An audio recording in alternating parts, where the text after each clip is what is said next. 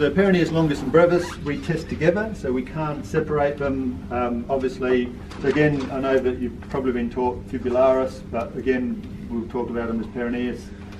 We don't talk about peroneus tertius much, so, and for some people it's there, some people it's not.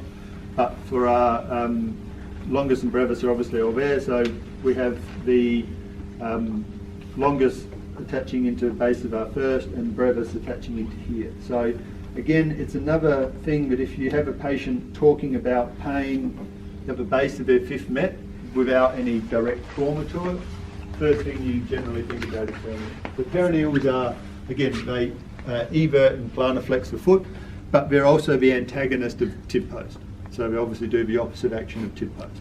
So the thing with that is that if I have a foot which is unstable, the more instability I have, the more my peroneals are working to try and stabilise. So again, this is generally something that if someone comes in, it's a really good let's try treatment of putting taping on the foot to stabilise the foot and doing a 6 and reverse 6 around your ankle just to stabilise everything and just see if things get better.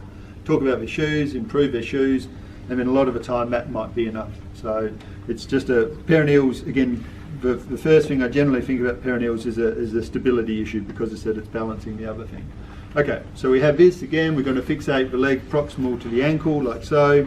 I'm going to invert and dorsiflex my foot, so my finish of my tib ant position, and then I'm going to ask my patient to end up in a plantar flexed everted position like so. So just get a patient to move into that position, and off we go then, and then yep, if you do that for me.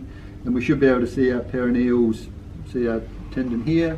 Peroneus longus is obviously a bit deeper, so we won't see that as much. So we have that there. And again, but we're fixating and pressure here, we're starting in this position and we're trying to end up in that position. Again, various position of the foot and decreased lateral stability and rising on the toes is a little bit difficult, but as I said, by far tib post is the key one there.